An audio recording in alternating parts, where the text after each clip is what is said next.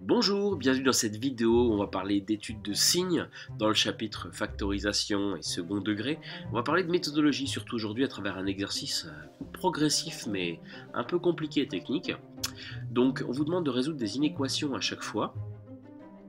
Je vais vous rappeler, avant que vous mettiez sur pause et que vous fassiez l'exercice, des règles vraiment importantes. La première, c'est qu'en maths, on cherche impérativement des produits et des quotients. Pourquoi? Parce qu'on sait en étudier le signe, grâce à des tableaux. Donc ça, vraiment, c'est le premier point, impératif.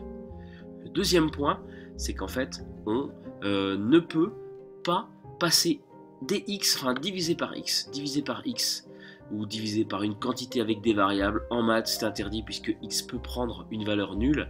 Et même si cette valeur n'est pas nulle, si elle est positive ou négative, ça change tout, vous le savez, puisque le signe peut changer. Donc en fait, même quand on est tenté de le faire, on ne le fait pas. On ne multiplie pas, on ne divise pas par x. On le fait par des nombres qu'on connaît parfaitement. Donc ça, c'est vraiment les choses importantes. Donc voilà, je vous laisse vous lancer dans cette première question déjà, où on cherche à résoudre le signe. L'inéquation 2x plus 3 sur x facteur de 1 moins 2x strictement positif. Allez, à tout de suite. Allez, go. On est en présence d'un quotient ici, donc c'est parfait. On a un numérateur qui est une fonction affine et le dénominateur est un peu particulier puisque on est en plein dans le second degré. Si je développais, ça ferait x moins 2x carré, chose qu'il ne faut absolument pas faire. Donc si je devais rajouter un point à cette petite liste de méthodes, je dirais ne jamais développer, ou en tout cas ne développer le moins souvent possible. On cherche en priorité à factoriser quand c'est pas déjà fait, c'est-à-dire à avoir des produits. Et ici on en a un, en bas on a un produit, ici, donc c'est parfait, on va pouvoir travailler là-dessus. On va se concentrer évidemment sur x, entre moins l'infini et plus l'infini, on va trouver les valeurs remarquables, et donc on va s'intéresser au signe de 2x plus 3, au signe de x, au signe de 1 moins 2x, et donc au final, au signe de mon quotient, qui n'a pas de nom, donc je l'appelle quotient. Les inéquations, déjà, vous le savez, 2x plus 3 positif, donc on passe le 3 de l'autre côté, ça fait 2x supérieur à moins 3, et on divise par 2 qui est un nombre positif, donc moins 3,5, c'est ma première valeur remarquable.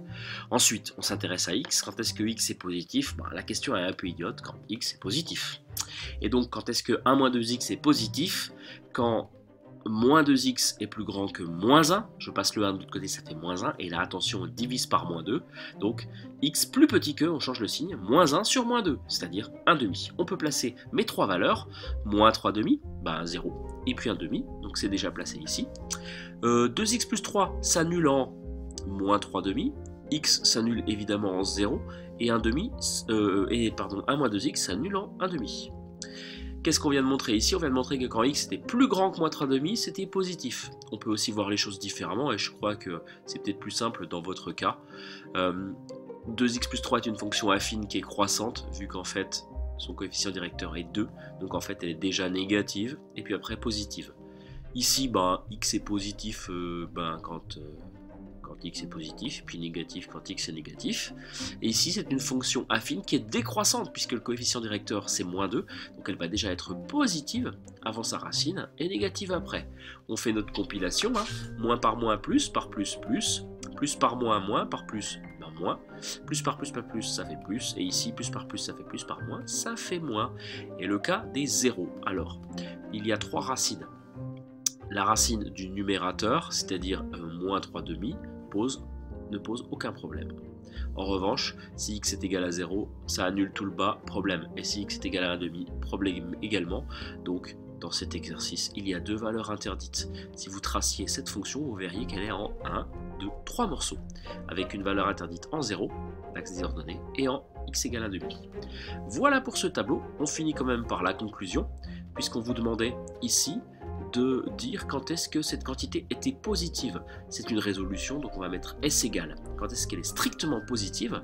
Eh bien ici et ici, c'est-à-dire sur l'intervalle moins 3 demi, ouvert en l'infini, et puis donc le symbole ici impose une ouverture aussi en moins 3 demi, union 0, 1 demi.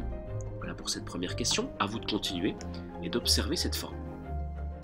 Deuxième inéquation, donc quelle est la nature de cette expression? Première question à se poser, c'est une différence, donc a priori ça pose problème. En revanche, on voit que ça va être compliqué d'obtenir un produit ici, pas de facteur commun, compliqué à factoriser, et puis finalement simplement deux petits membres séparés par un moins, donc on va commencer par essayer de simplifier tout ça en faisant quoi? La seule chose possible, enlever les parenthèses. Donc 3x plus 2, premier jeu de parenthèses totalement inutile, puisque en tête d'expression. En revanche, ici un moins devant des parenthèses, vous le savez, ça fait changer tous les signes à l'intérieur de la parenthèse, c'est comme si on développait un moins 1. Moins 1 fois 4, le plus 4 qu'il y avait ici va devenir un moins 4. Et le moins qui est ici va devenir un plus. C'est comme si vous faisiez moins 1 fois moins 7x. Donc au final, on se retrouve avec 3x plus 2 moins 4 plus 7x positif, avec toujours le symbole, et ça équivaut à quoi?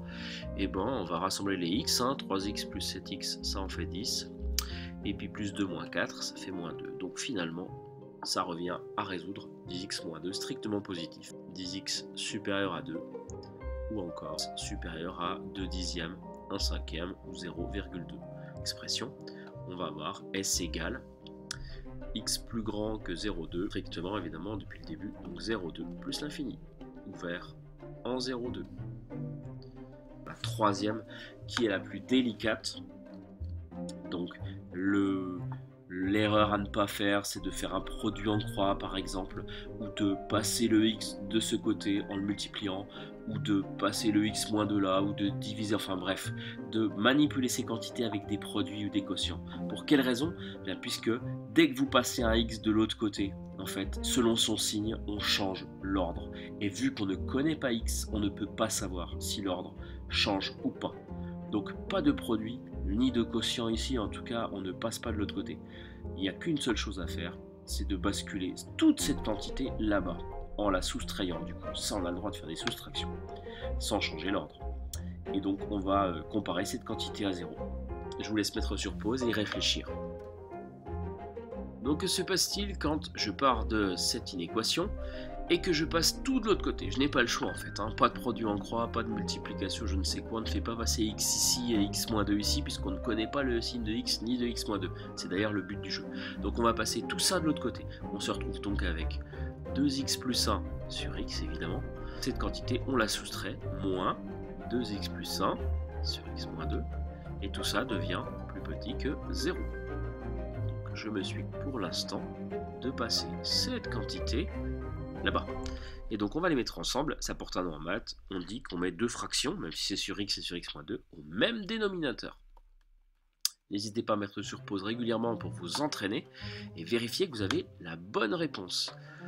Donc ici le dénominateur commun, il va consister à multiplier cette première fraction en haut et en bas par le dénominateur de l'autre, donc par x-2, et le numérateur et le dénominateur de cette deuxième fraction par le dénominateur de la première, c'est-à-dire x. Tant que je reste du même côté de l'inéquation, ça ne pose aucun problème. On va avoir donc comme dénominateur commun x-2 fois x, ou alors x fois x-2, c'est pareil. Donc, je vais commencer par poser x-2. On aura toujours donc négatif, et le numérateur. On se retrouve avec x-2 fois x plus 1,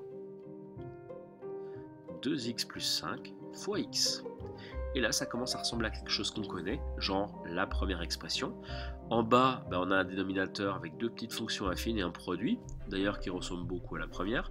Et puis en haut, en fait, il faut faire un petit peu le ménage et voir ce qui se passe. Alors a priori, on va distribuer pour enlever les parenthèses. X fois x, ça fait x carré, on va se retrouver avec du second degré. Donc ça peut être un peu embêtant en seconde. Voyons ce qui se passe. Encore une fois, n'hésitez pas à mettre sur pause. X fois 2x, ça fait 2x carré comme prévu. X fois 1, ça fait x. Moins 2 fois 2x, ça fait moins 4x. Et puis moins 2 fois 1, ça fait moins 2. Donc ça, c'est juste pour les 4 premières flèches. Et donc les deux suivantes, on va faire x fois 2x et x fois 5, mais il y a un moins devant. Donc en fait, ça va changer tous les signes. Donc x fois 2x, ça fait 2x carré, avec le moins, ça fait moins 2x carré. Et puis x fois 5, ça fait 5x, avec le moins, ça fait moins 5x. Ça y est, on s'est débarrassé des parenthèses. Alors au niveau des carrés, ça tombe bien, puisque ça aurait pu être problématique, mais finalement non, puisque ces quantités s'annulent. Et on se retrouve finalement avec une forme plutôt connue. Moins 4x, moins 5x, ça fait moins 9x, plus x, ça fait moins 8x, moins 2 sur x facteur de x moins 2, le tout négatif. Je vous laisse reprendre à ce moment-là. Tableau de signes. Hop, petit tour de magie, donc le tableau est déjà posé. Maintenant, on va étudier des petites inéquations comme d'habitude. La première, moins 8x moins 2, on regarde quand est-ce que c'est positif. Je vous rappelle qu'on ne s'intéresse pas à ce symbole pour l'instant, on le compare juste à 0 par habitude. Donc, moins 8x plus grand que 2, c'est équivalent, et donc ça équivaut à x. Changement de signe, attention, puisqu'on va diviser par 8, plus petit que 2 sur moins 8. Et 2 sur moins 8, c'est la même chose que moins 1 quart ou moins 0,25 si vous voulez. Ça c'est pour la première. La deuxième, on va s'intéresser à quand est-ce que x est positif. Évident, quand x est plus grand que 0. Et la dernière, quand est-ce que x moins 2 est positif. Quand x est plus grand que 2. On a nos trois valeurs. C'est moins 1 quart, 0 et 2. Encore une fois, on les met dans l'ordre. Moins 1 quart, 0 et puis 2. Donc, hop, fait. La racine de moins 8x moins 2, c'est moins 1 quart. La racine de x, évidemment 0. Et la racine de x moins 2, c'est 2. C'est une fonction décroissante, donc déjà positive et ensuite négative. C'est une fonction évidemment croissante, x. Donc négative avant 0 et positive vecteur, c'est 1. Donc négative, positive après. Au final, moins par moins, ça fait plus, par plus, ça fait plus. Moins par moins, ça s'annule, ça fait plus avec le moins, ça fait moins. Moins par plus, ça fait moins, par moins, ça fait plus. 2 plus ensemble, ça fait plus avec un moins. Et les zéros, attention, c'est un quotient qui est ici.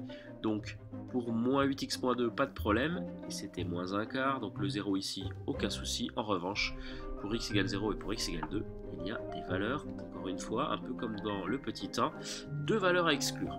La conclusion, on cherche quand est-ce que cette quantité est plus petite ou égale à celle-là, c'est-à-dire équivalent. Quand est-ce que cette quantité est négative, on regarde où sont les moins, ils sont ici et ici. Donc on va mettre moins 1 quart, 0, union, plus l'infini. On ouvre toujours l'infini et j'ai voulu garder les intervalles pour la fin. On regarde quand est-ce que c'est plus petit ou égal. Donc on prend les valeurs qui existent.